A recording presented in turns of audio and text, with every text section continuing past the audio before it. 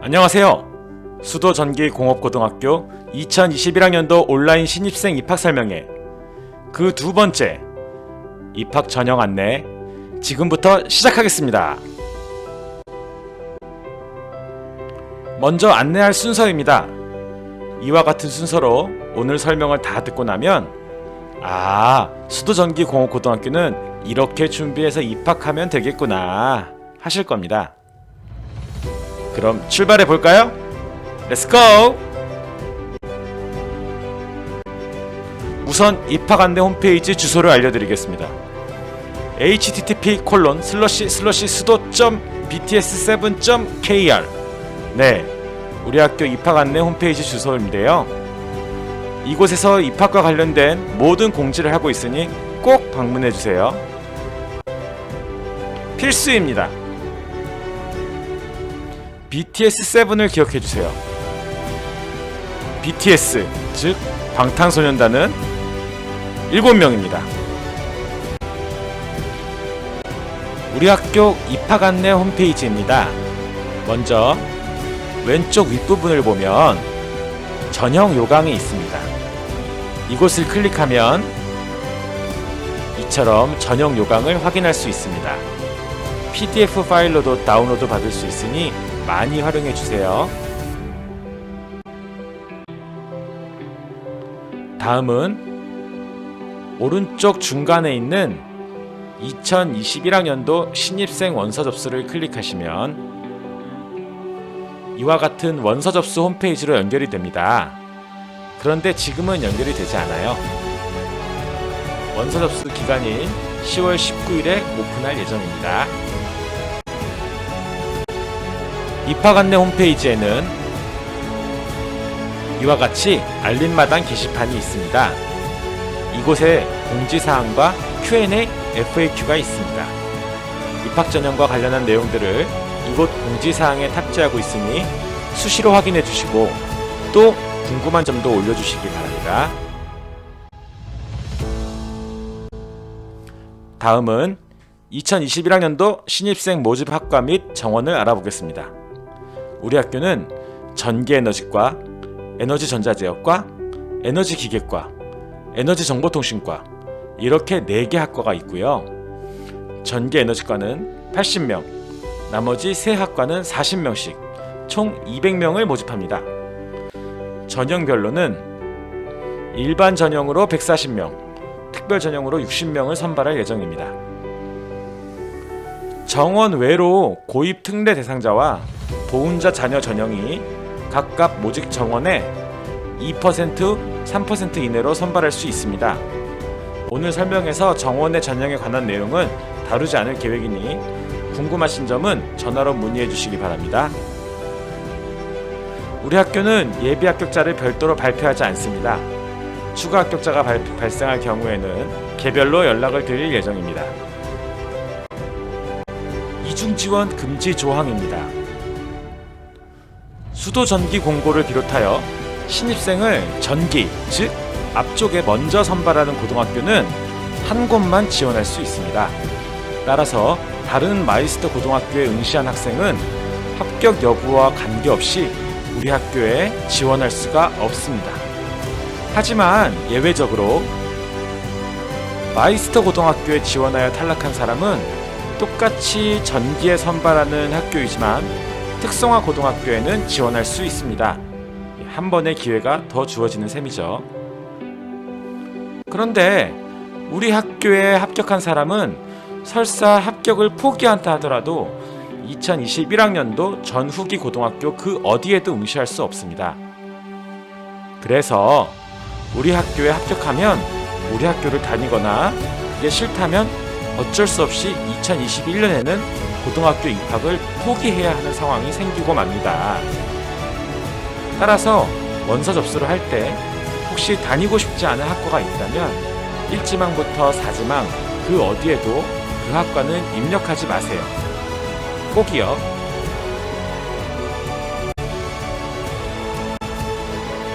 자, 이번에는 지역별 모집 인원입니다.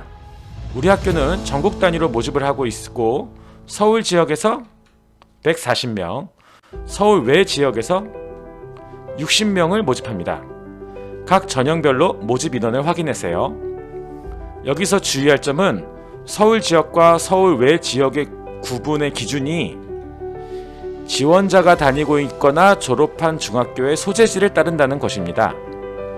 예를 들어 집은 서울인데 경기도에 있는 중학교를 다니고 있는 학생이라면 서울 외 지역으로 지원해야 한다는 것입니다. 이번에는 전형별로 지원 자격을 알아보겠습니다. 일반 전형은 특별한 자격 조건이 없으므로 생략하겠습니다. 특별 전형을 살펴봅시다. 특별 전형은 마이스터 인재 전형, 봉사활동 우수자 전형, 사회통합 전형 이렇게 세 가지로 구별됩니다. 우선 마이스터 인재 전형은 중학교 교장 선생님께서 잠재력이 있는 학생을 추천하는 전형입니다. 교장 선생님의 추천서가 필수겠죠? 반드시 원서 접수 사이트에서 출력한 우리 학교 추천서 양식을 사용해주세요. 다음, 봉사활동 우수자 전형은 2020년 9월 29일 기준으로 봉사활동 시간이 80시간 이상인 사람이 교장 선생님의 추천을 받아 지원할 수 있습니다. 이건 역시 교장 선생님의 추천서가 필요하겠죠? 마찬가지로 우리 학교 양식을 사용해주세요. 사회통합 전형은 다음 슬라이드에서 안내해드리겠습니다. 자, 사회통합 전형 중에 기회균등 전형 기준입니다. 경제적으로 형편이 곤란한 사람들이 그 대상임을 알 수 있습니다. 특히 마지막 줄에 있는 학교장이 추천한 자는 경제적 형편이 곤란함을 증빙하는 서류가 꼭 필요합니다. 그것을 유의해 주시기 바랍니다.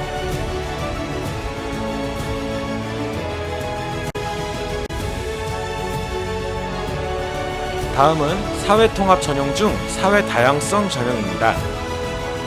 사회다양성 전형은 1순위와 2순위가 있는데요. 각각 그 기준을 확인하시기 바랍니다. 사회통합 전형은 그 기준과 선발 방법이 조금 복잡해요. 그래서 여기서 설명은 생략하겠습니다. 자세한 내용은 입학 전형 요강을 확인하시거나 전화로 문의해 주시기 바랍니다.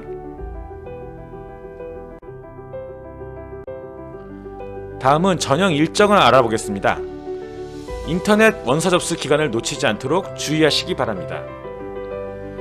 그리고 같은 기간에 전형 서류를 제출해야 합니다. 제출 방법은 우리 학교에 직접 방문하여 제출하는 방법과 우편으로 제출하는 방법이 있습니다. 이때 우편물은 10월 22일 목요일 소인품까지만 유효하니 그 이후에 발송하지 않도록 주의하시기 바랍니다. 자, 이제 본격적으로 신입생 선발을 위한 평가 항목을 알아보겠습니다. 일반 전형의 배점은 보는 바와 같습니다.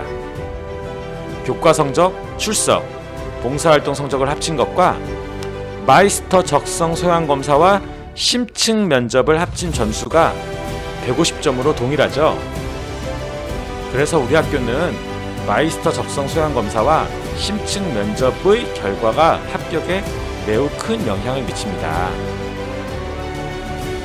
봉사활동 성적은 코로나19로 인해 올해는 30시간 이상이 만점입니다. 그리고 출석과 봉사활동 성적 기준일은 9월 29일입니다. 다음은 특별 전형입니다. 봉사활동 성적 30시간 이상 만점이고 출석 성적과 봉사활동 성적 기준일은 9월 29일인 것은 동일하고요. 나머지 항목들도 일반 전형과 동일합니다. 딱 두 가지 학업 계획서라는 항목이 하나 추가되었고 그로 인해서 심층 면접의 배점이 일반 전형보다 줄어든 것을 알 수 있습니다. 자, 아까 제가 마이스터 적성 소양 검사가 우리 학교 입학 전형에서 큰 비중을 차지한다고 했죠. 마이스터 적성 소양 검사는 이와 같이 4가지 직무 역량과 인성을 평가하는 것입니다.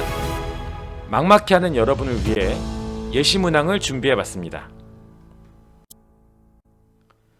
언어 이해력 문제 예시입니다. 보기 글에서 사용된 설명 방식을 묻고 있네요. 글을 보면 우리의 궁궐과 외국의 궁궐의 차이점을 비교하는 대조 설명 방식을 사용하고 있고요. 베르사유 궁전과 벨베데레 궁전이라는 예시를 들어 설명하고 있죠. 네, 그래서 정답은 맞습니다. 1번입니다. 어때요? 이제 자신감이 좀 생기나요? 다음 문제 보겠습니다. 응용 계산력 문제입니다. 나란히 서 있는 4대의 자동차 중 A 자동차가 도착이라는 글자가 있는 곳까지 제일 먼저 들어가려면 갓길, 즉 여기 하늘색 부분에 자동차가 몇 번 정차해야 하는가를 묻는 것입니다. 차례대로 생각해 볼까요? 우선 D 자동차가 이쪽 갓길로 와야 되고요. C 자동차가 이쪽으로 와야 A, B가 도착 직전 위치까지 올 수 있겠네요. 자, 여기서부터는 선생님이 펜으로 설명해 줄게요. 그 후에 C 자동차가 다시 뒤로 빠지고 그 자리에 A 자동차가 들어갔다가 B 자동차가 뒤로 빠진 후에 마지막으로 A 자동차가 다시 나와서 도착까지 올 수 있겠습니다. 네. 자, 갓길에 몇 번 정차했죠? D, C, A 각각 한 번씩 총 3번 정차했습니다. 이번에는 공간 지각력 문제입니다.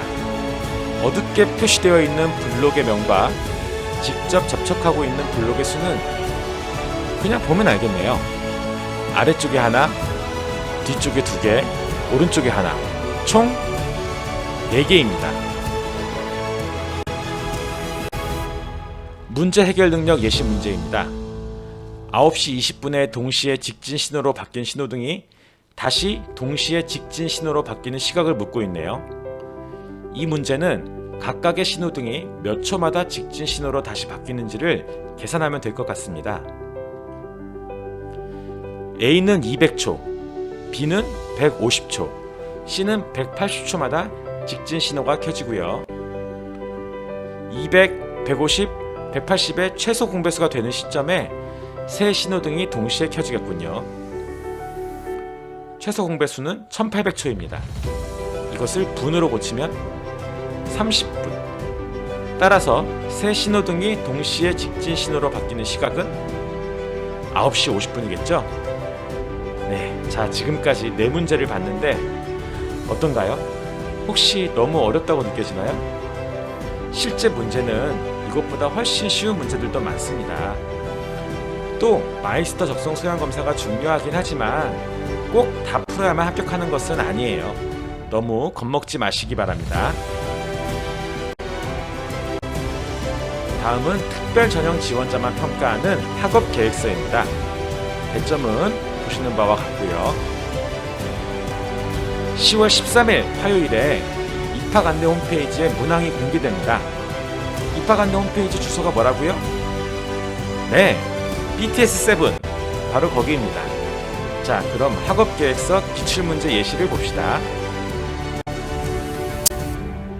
네, 이와 같은 문제들이 출제되었었습니다. 올해는 또 어떤 문제가 나올까요? 원서 접수 전에 미리 공개되는 만큼 잘 준비해서 인터넷 원서 접수 시 입력해 주시기 바랍니다. 자, 마지막 평가 항목인 심층 면접입니다.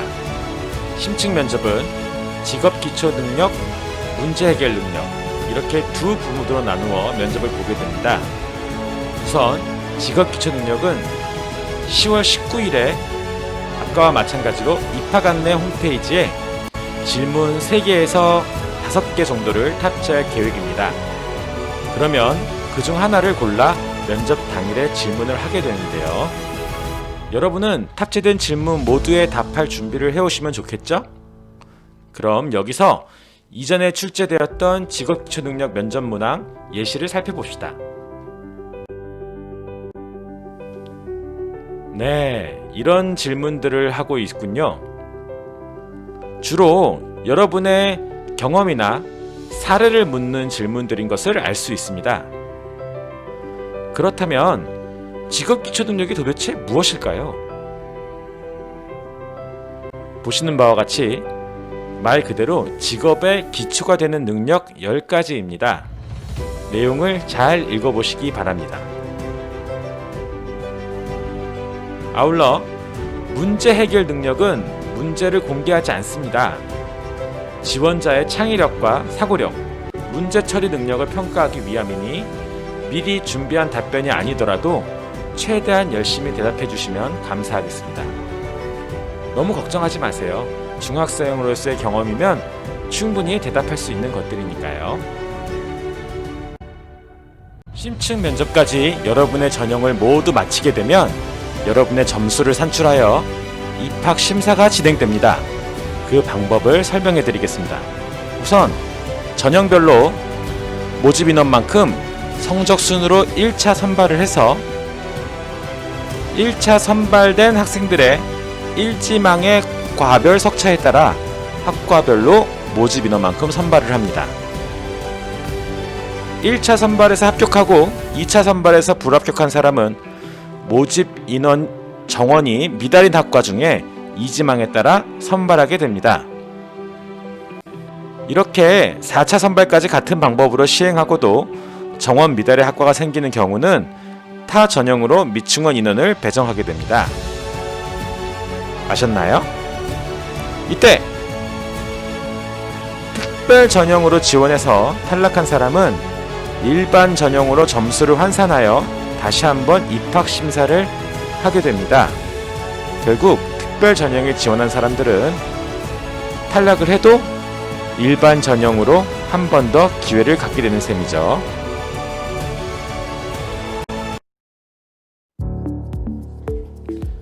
지금부터는 여러분이 많이 하는 질문 몇 가지를 보겠습니다. 교과 성적 커트라인은 어느 정도인가요? 서울 지역과 서울 외 지역의 차이가 있는데요. 두 지역은 지원자 수가 같다 치더라도 모집 인원 자체가 서울 지역이 많고 서울 외 지역은 적기 때문에 당연히 합격자 수도 서울 지역이 더 많습니다.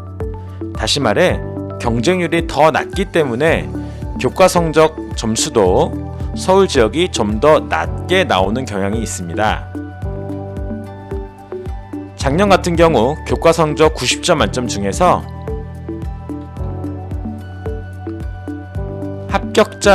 서울 지역 합격자 평균 점수와 서울 외 지역 합격자 평균 점수인데요.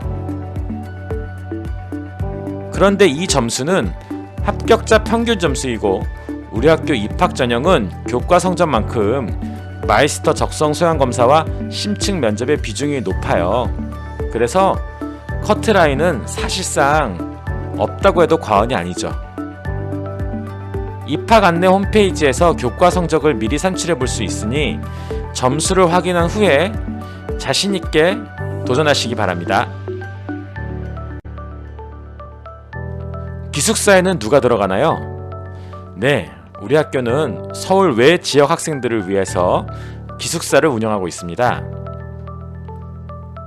따라서 서울 외 지역 중학교 출신 학생들은 기본적으로 전원 입소합니다. 그런데 서울 외 지역에서도 경기도 과천시, 성남시, 하남시 학생들은 우리 학교와의 거리가 웬만한 서울보다도 가깝기 때문에 입소 대상에서 제외합니다.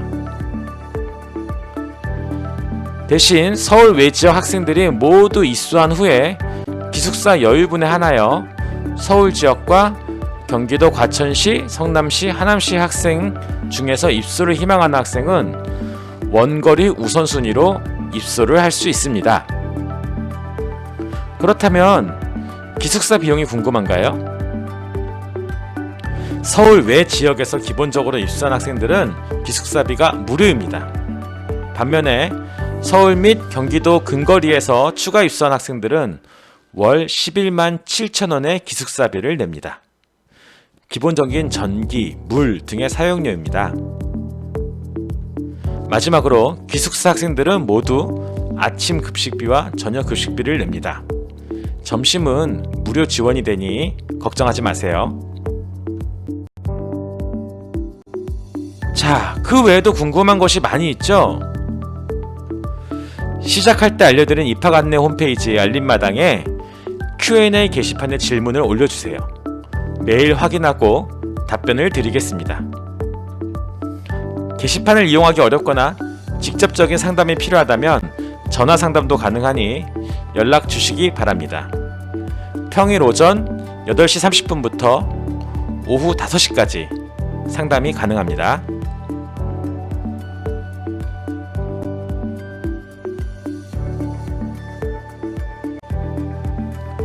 이렇게 입학 전형 안내가 끝났습니다. 처음이라 뭐가 뭔지 어렵고 복잡하더라도 자신있게 도전하시면 꼭 좋은 결과를 얻을 것이라 믿습니다. 수도의 100년 역사, 대한민국 에너지의 100년, 우리가 이어갑니다. 감사합니다. 수도전기공업고등학교였습니다. 안녕히 계세요.